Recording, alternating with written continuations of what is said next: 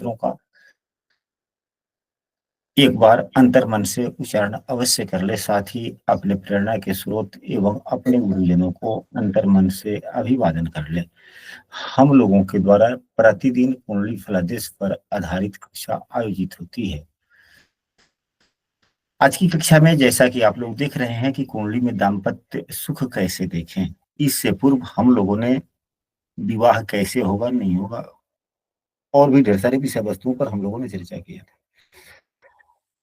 यह कुंडली का 7वां भाव इतना गंभीर है कि हम लोग काफी लंबे दिनों से लगभग 4-5 महीने केवल 7वें भाव से संबंधित हम लोग अध्ययन अध्यापन कर रहे हैं, परंतु अभी इस विषय वस्तु में काफी कुछ अभी बच रहा है। कुंडली में दाम्पत्य सुख कैसे देखें, इससे पूर्व में भी हम लोगों ने दाम्पत्य सुख पर ही चर्चा किया था। 2 कक्षाएं हो चुकी है दाम्पत्य सुख पर, आज यह तीसरी कक्षा है। अलग अलग प्रश्नों के आधार पर अलग अलग प्रकार से हम लोग सुख को देखते हैं। कुछ सुख ऐसे भी होते हैं जो पति की सेवा में तत्पर,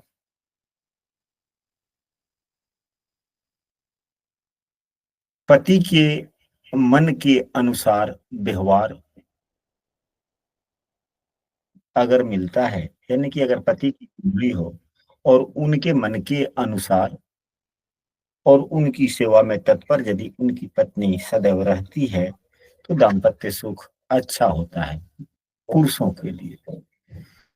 वहीं महिलाओं के लिए भी माना जाता है कि हाँ, उनके पति के साथ उनका वार्तालाप व्यवहार अच्छा हो, उत्तम हो, तो उनके लिए दाम्पत्य सुख अच्छा माना जाता है, व्यवहार पर भी आधारित।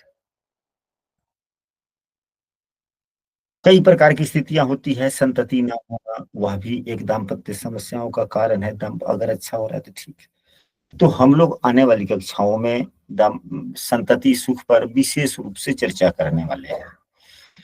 तो आज की कक्षा में व्यवहारिक दृष्टिकोण से कि व्यवहार ठीक ठाक रहेगा तो दाम्पत्य सुख अच्छा होगा।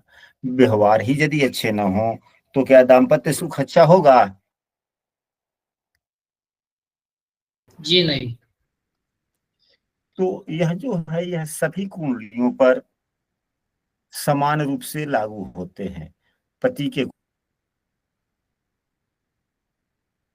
देखे जा सकते हैं कि हमारा दाम्पत्य सुख हमारे पत्नी के साथ कैसा व्यवहार रहेगा, और महिला भी अपने कुंडली में देख सकती है कि हमारा पति के साथ में कैसा व्यवहार होने की संभावनाएं बन सकता है। कभी कभी पुत्र भी, संतान भी यदि आज्ञाकारी नहीं होता, यानी कि बातों के अंदर में रहने वाला नहीं रहता, वह भी संतान के कारण भी कभी कभी दाम्पत्य सुख में खटास आता है।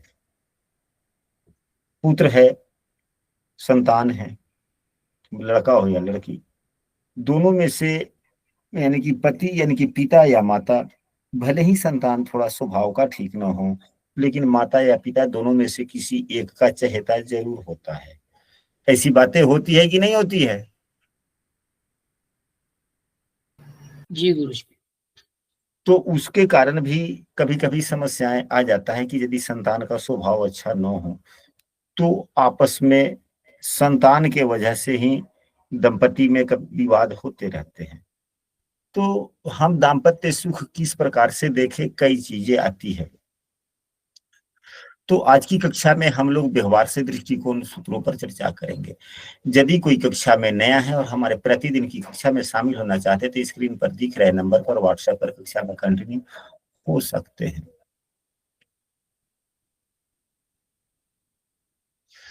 तो यदि पुरुष की कुंडली हो, यदि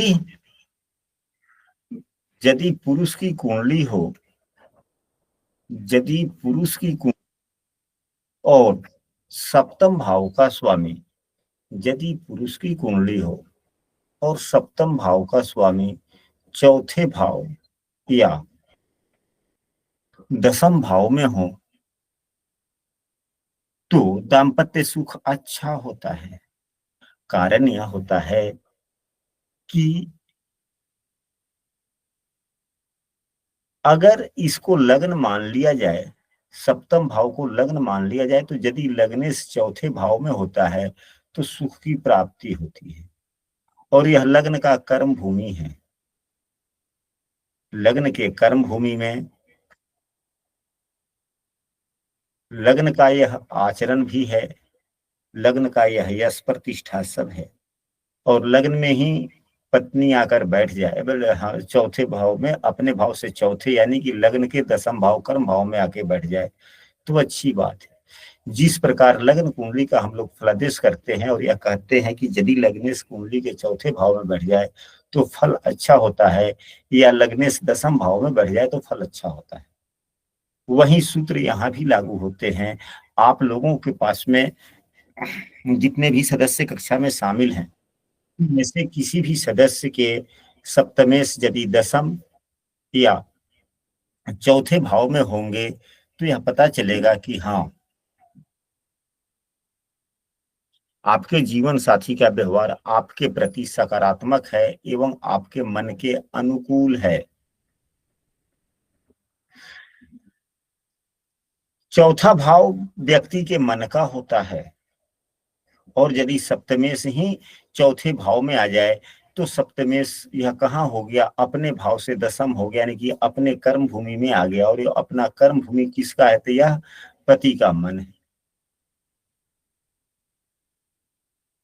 पुस्तक में क्या लिखा हुआ है हम लोगों को वह भी समझना चाहिए, एवं ग्रह योग और भावेशों के आधार पर और भाव से किन किन चीजों का विचार किया जाता है, इसको भी समझना चाहिए। तो यह सूत्र स्पष्ट हुआ कि या नहीं, नहीं हुआ अभी तक?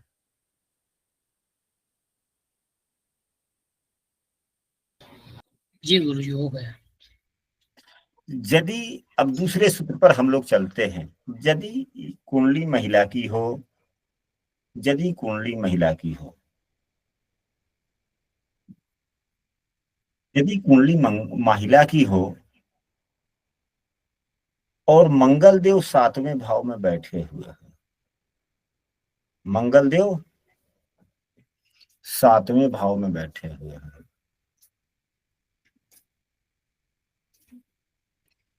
महिला की कुंडली मंगल सातवें भाव, फिर यह अनिष्ट योग बना कि नहीं बना?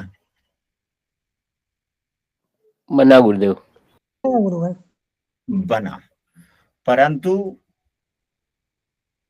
लग्न कुंडली में यह योग होना बुरा योग माना जाता है।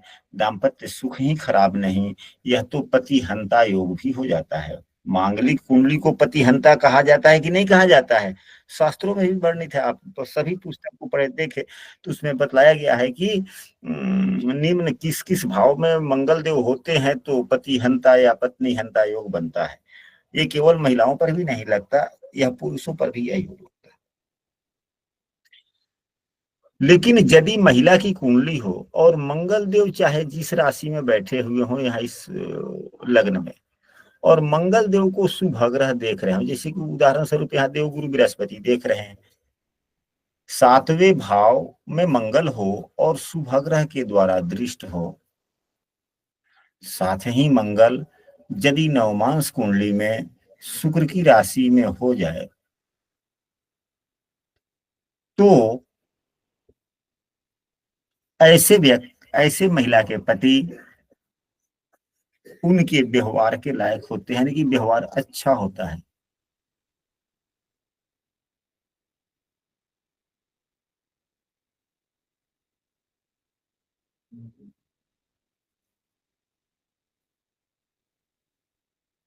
यह महिलाओं के लिए अच्छा योग है, यह मांगलिक योग का परिहार हो गया। क्या हो गया? मांगलिक योग का परिहार। हाँ। जिस महिला की कुंडली में गुरु एवं शुक्र सातवें भाव में दोनों ही हों, गुरु और शुक्र सातवें भाव में दोनों ही हों,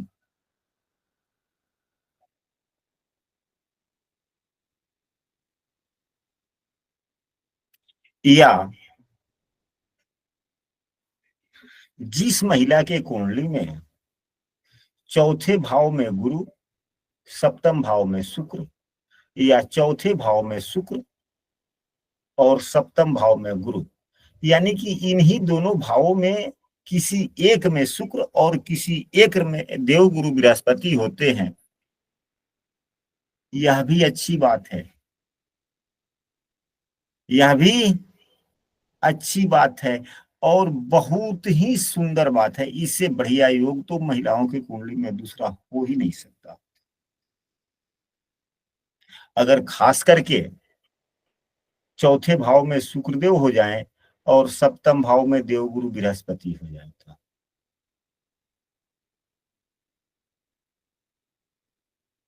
यह अच्छा क्यों हुआ? क्या आप लोग इसे समझ सकते हैं? यदि कोई व्यक्ति समझ रहा हो तो अपनी प्रतिक्रिया दे कि यह इस प्रकार से यह अच्छे हो गए। गुरुजी कि ऐसा क्यों हुआ? चौथे भाव को शुक्रदेव व्यक्ति अपने मतलब घर के बारे में सोचेगा, अपने भौतिक सुखों के बारे में सोचेगा, और 11वें भाव में गुरुदेव हो गए तो व्यक्ति मतलब स्वार्थी नहीं रहेगा, दाम्पत्य जीवन को मधुरता से चलाएगा। तो यहाँ पर देखा जाए बहुत अच्छी बात है आपने, चौथे भाव में शुक्रदेव, हाँ बोलिए बोलिए बोलिए। गुरु का सप्तम भाव में बैठ के 11वें भाव पे, लग्न भाव पे और तीसरे भाव पे दृष्टि होगा, तो वो तीन भाव भी शुभ कर देंगे। और शुक्र जो चतुर्थ भाव में बैठे हैं वो दसम भाव को भी शुभ कर देंगे, ताकि पति पत्नी दोनों का सभी ज्यादातर जो भाव है वो शुभ हो जाएगा। इसलिए दाम्पत्य जीवन का शुभ होने का संकेत मिल सकता है गुरुजी, ऐसा मुझे लगता है। हाँ चलिए ठीक है, हम अब इस पर अपने दो वाक्य बोलते हैं। यह सर्वोत्तम योग इसलिए मैंने कहा कि चौथे भाव में शुक्रदेव क्या होते हैं, दिग्बली भी होते हैं। तो यहाँ पर चौथे भाव में शुक्रदेव बलवान हो एवं यह पति का कर्म भूमि हुआ। दसम चौथा भाव जो है यह सातवें भाव से दसम होने के कारण, चौथा भाव सातवें से दसम होने के कारण यह दाम्पत्य जीवन के कर्म भूमि हुआ, और दाम्पत्य जीवन के कर्म भूमि में ही शुक्र बैठा हुआ हो तो दाम्पत्य जीवन का तो मुख्य आधार शुक्र ही होता है। तो यह अच्छा हो गया एक। अब बतलाया जाए कि यह लग्न से चौथा भाव जो क्या है, यह सुखों का भी है और शुक्र देव शुक्र के कारक हैं, तो इन्हें भी सुख मिला, यह भी एक जो अच्छे हो। गुरुदेव जिस भाव में होते हैं उस भाव के कारकत्वों में शुभ की भी वृद्धि करते हैं और वहां के जीव तत्वों को अच्छे बुद्धि प्रदान करते हैं। तो इनके पति के भी अच्छे बुद्धि हो गए एवं देव गुरु बृहस्पति की दृष्टि 11वें भाव पर पड़ी, जो 11वें भाव पर दो लग्न पर भी देवगुरु बृहस्पति की दृष्टि पड़ी, तो इन्हें भी शुभता देने का प्रयास, यहाँ भी शुभ। और यहाँ पर जो हुआ बुद्धि किसकी हो गई, तो जीवन साथी यानी पति का बुद्धि भी अच्छा हो गया। एवं यह यदि महिला की कुंडली है तो महिला की यह इच्छा है, तो इच्छा भी अच्छी है, सकारात्मक है, पति का बुद्धि भी सही है।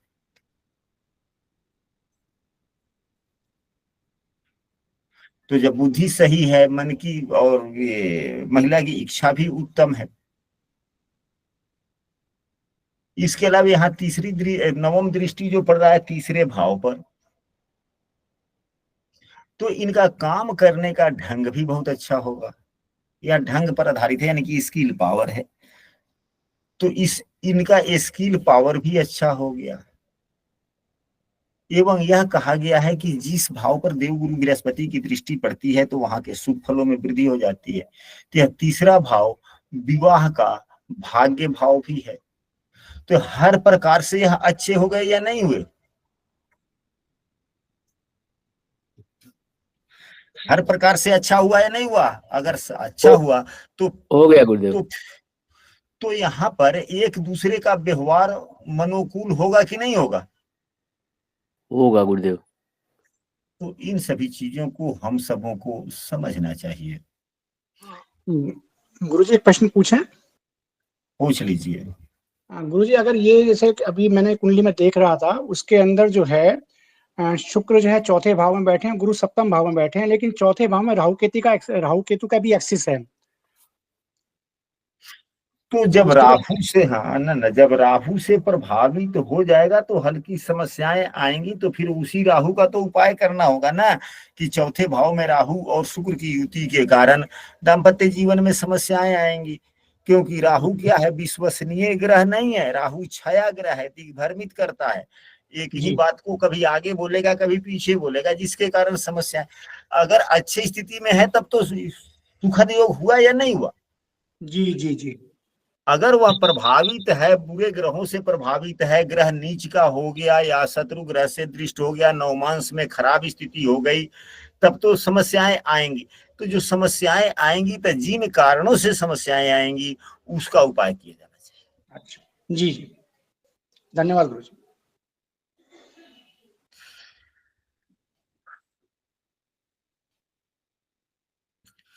अब हम लोग तीसरे सूत्र पर चलते हैं। यदि सप्तमेश अच्छी स्थिति में हो, बलवान हो और देवगुरु बृहस्पति के साथ में, तो अगर बात की जाए देवगुरु बृहस्पति के साथ हो, सप्तमेश बलवान होकर, या यहाँ सातवें भाव के स्वामी बुध गुरुदेव से युक्त ही हैं, सातवें भाव के स्वामी गुरुदेव से युक्त ही हैं, तो सातवें भाव के स्वामी बलवान हो, अच्छी स्थिति में हो, तो यहाँ पर देखा जाए बुधदेव वर्गोत्तम है इस कुंडली में, तो बलवान हो गए और गुरु से दृष्टि ही नहीं युक्त है। तो अगर यह योग बनता है पुरुषों की कुंडली में,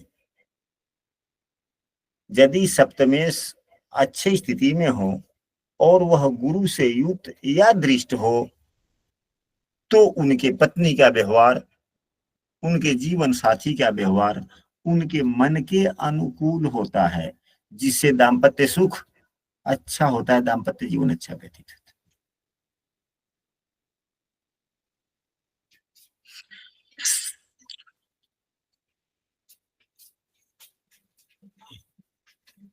अब हम लोग चौथे सूत्र पर चलते हैं। सातवें भाव में सूर्य देव का होना यह क्या करता है, यह विच्छेद योग उत्पन्न करता है कि नहीं करता है? बताया गुरुदेव। सातवें भाव के सूर्यदेव दाम्पत्य जीवन में अलगाव करते हैं, विच्छेद पैदा करते हैं। परंतु अगर सातवें भाव में सूर्यदेव हो और सातवें भाव में सिंह राशि हो, यानी कि सिंह के सूर्य जिस व्यक्ति के कुंडली में सातवें भाव में हो, तो अब यहां देखिए दोनों खराब हो गए। सूर्य देव भी अग्नि तत्व के, 5 नंबर की सिंह राशि भी अग्नि तत्व का, दोनों ही अग्नि तत्व का हुआ या नहीं हुआ?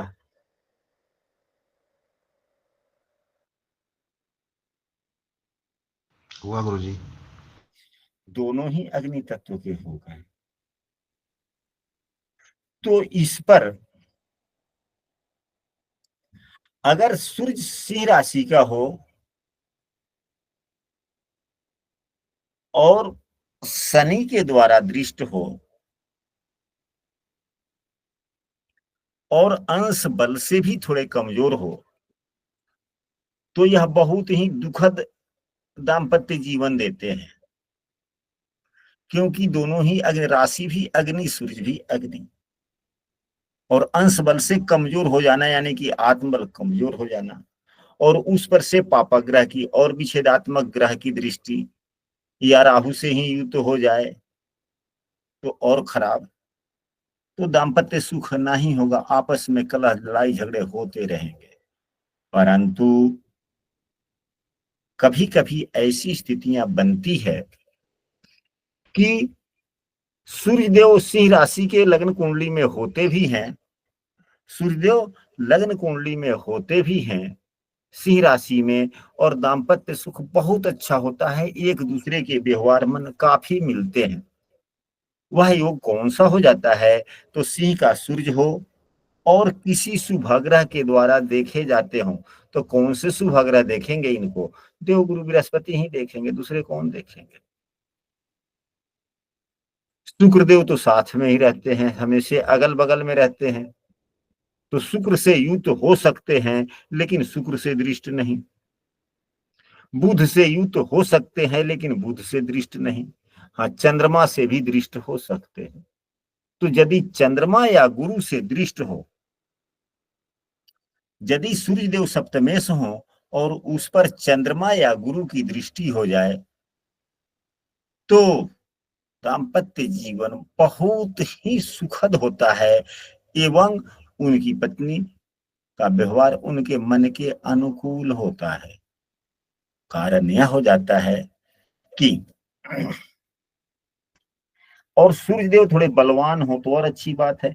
नवमांश में भी अगर सूर्यदेव की स्थिति अच्छे राशि में हो जाए, अब यहीं पे नवमांश में देखा जाए सूर्यदेव कहाँ पे हैं, तो नवमांश में सूर्यदेव अपने उच्च राशि में हैं।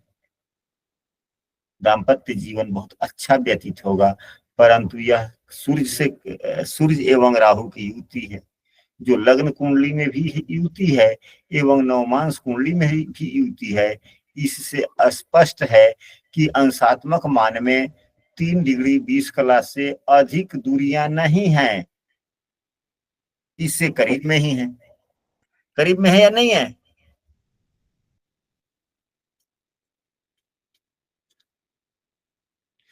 अब आप लोग कहेंगे कि यह कैसे हुआ, तो सिंह राशि का स्वभाव क्या है? अग्नि तत्व। अग्नि तत्व भी है, और भी तो गुण है। सात्विक स्वभाव सात्विक है कि नहीं है सिंह राशि का? जी। तो सिंह राशि भी सात्विक, सूर्यदेव भी सात्विक एवं देवगुरु बृहस्पति से दृष्ट हो गए, वह भी सात्विक। चंद्रमा से अगर दृष्ट है वो भी सात्विक।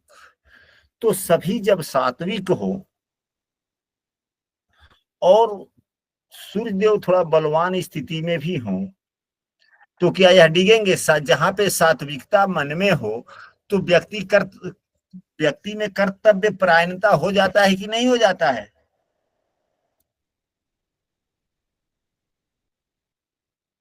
हो जाता है गुरुदेव। जिसमें जितनी ज्यादा सात्विकता उतना कर्तव्य परायणता।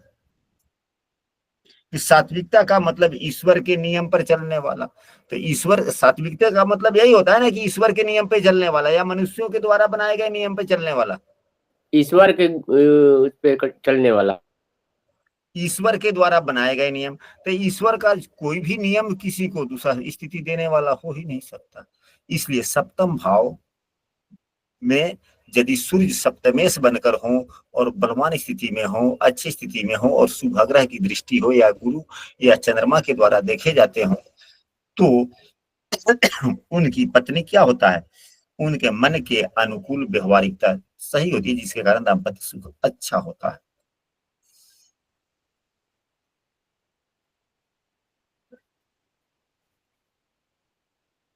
यदि सप्तम भाव में, अब अन्य सूत्र पर चलते हैं, यदि सप्तम भाव में 2 या 7 नंबर की राशि हो, अगर यहाँ 2 होगा तो 3, 4, 5, 6, 7, 8। अब वृश्चिक लग्न वालों की बात करते हैं, या 7 नंबर की राशि हो तो यहाँ 8, 9, 10, 11, 12, 1 हो गया।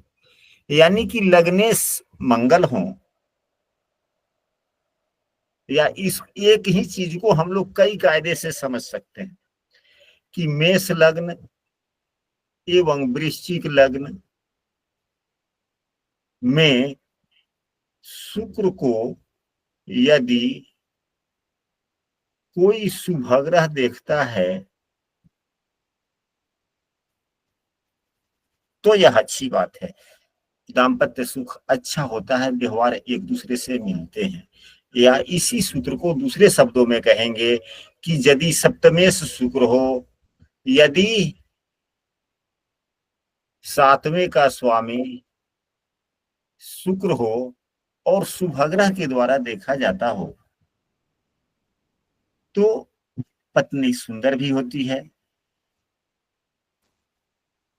एवं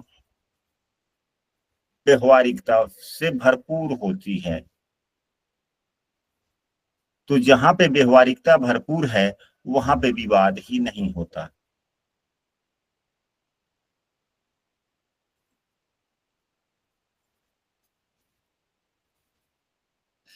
अगले सूत्र पर चलते हैं कि यदि सप्तमेश यदि सप्तमेश कुंडली में के शुभ भाव में हो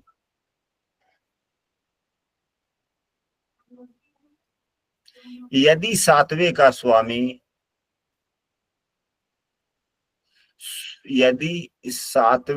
स्वामी शुभ राशि में हो,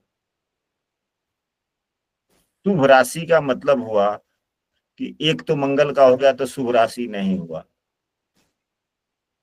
चंद्रमा 2 7 चंद्रमा हो गया, शुक्र हो गया 3 6 बुध हुआ 9 12 देवगुरु बृहस्पति हो गए।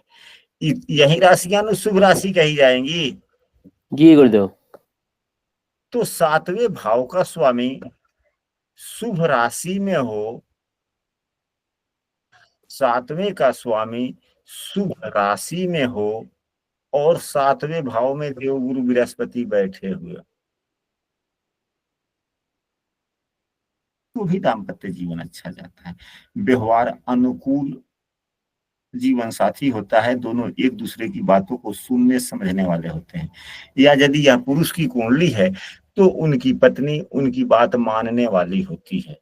यदि पुरुष की कुंडली होती है, अगर है यह, हाँ पुरुष की ही कुंडली के लिए यह नियम है कि यदि पुरुष की कुंडली है और इस प्रकार के योग हैं तो उनकी पत्नी बात मानने वाली होती है, जिससे दाम्पत्य सुख अच्छा होता है।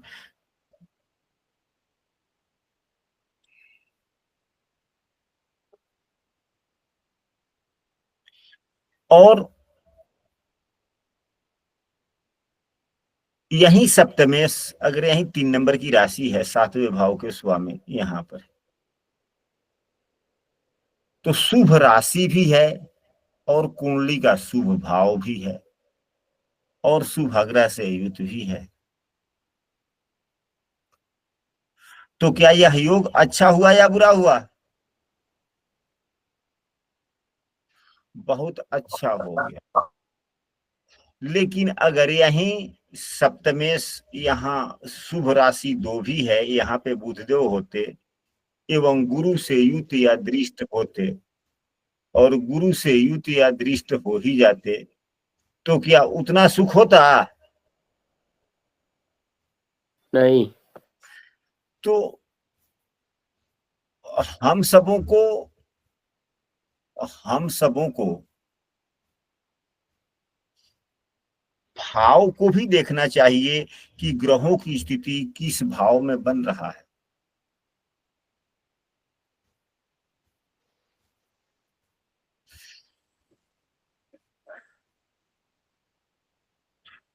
सुख को देखने के लिए, दाम्पत्य सुख को देखने के लिए यदि हम पुरुष की कुंडली को देख रहे हैं तो उसमें गुरुदेव को देखें, और यदि महिला की कुंडली देख रहे हैं तो उसमें शुक्र को देखें।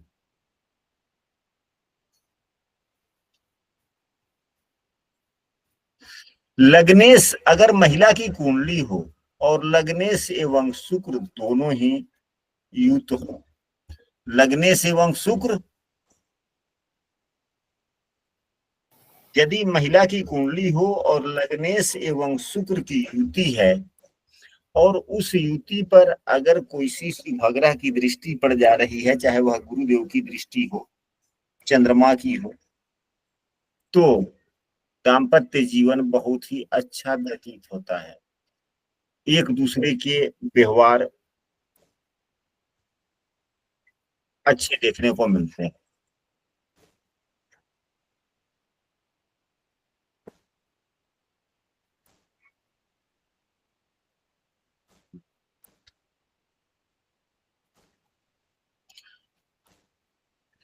जिस महिला की कुंडली में,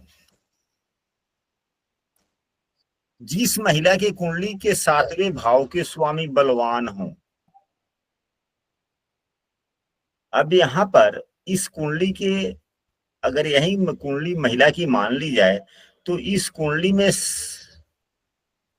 बुधदेव बलवान उतने नहीं हैं, कमजोर हैं, लेकिन वर्गोत्तम के कारण थोड़ा बल बढ़ गया, क्योंकि बुधदेव का अंशात्मक मान इस कुंडली में 26-40 से अधिक है और यह विषम राशि में है। विषम राशि में 26-40 का अंश जो होता है यह मृतावस्था में माना जाता है और मृतावस्था के ग्रह को बलवान नहीं कहा गया। यदि यही सप्तमेश यहाँ पर बलवान स्थिति में होते, 24 अंशों से कम के होते, 20-22 अंश तक के होते तो बलवान कहे जाते। फिर क्या कहे जाते? बलवान कहे जाते। सप्तमेश बलवान हो, सप्तमेश बलवान हो तो यदि इस कुंडली में सप्तमेश बलवान मान लिया जाए, 20 अंशों के हैं, कर लिए जाए, और चौथे भाव में, चौथे भाव में शुभग्रह हो या चौथा भाव शुभ कर्तरी में हो तो दाम्पत्य जीवन अच्छा, व्यवहार अच्छे होते हैं, एक दूसरे के पूरक हो जाते हैं। और इसे क्या कहा जा सकता है? धर्मशील स्वभाव की महिला होती है। तो जब धर्मशील स्वभाव की महिला होंगी तो अपने आप दाम्पत्य सुख अच्छा हो ही जाएगा, दाम्पत्य सुख अच्छा हो जाएगा।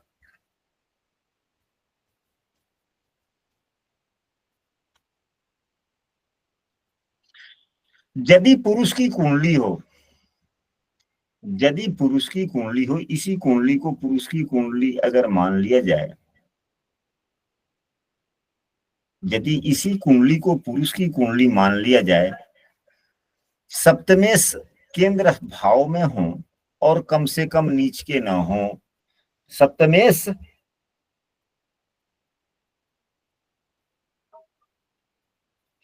सातवें भाव के स्वामी केंद्र भाव में हो, यानी कि स्वगृही हो, दशम में हो, लग्न में हो या चौथे भाव में हो, और साथ में नवमांश कुंडली में शुभग्रह की राशि में हो,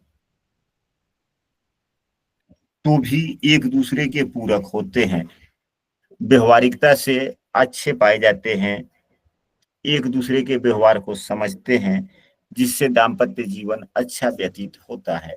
हम लोगों ने आज की कक्षा में कई सूत्रों पर हम लोगों ने चर्चा किया। आज की कक्षा में जितने सदस्य शामिल हैं,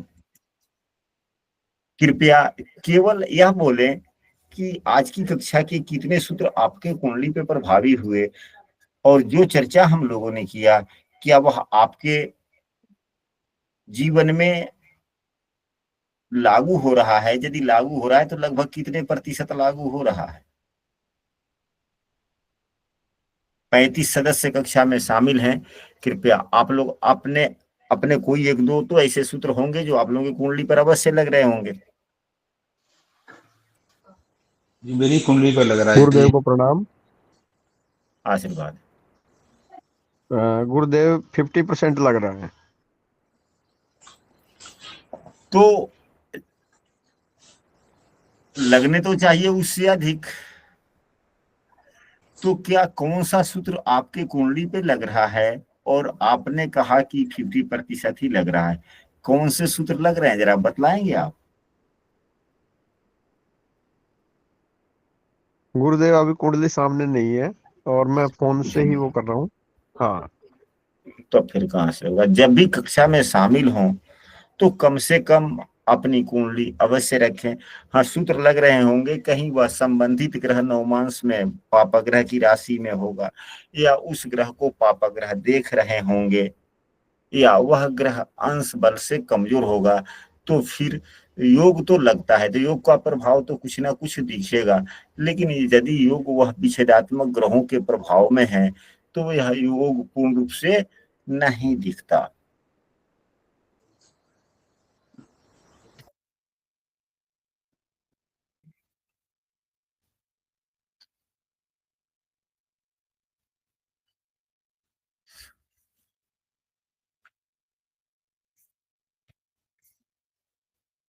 बाय।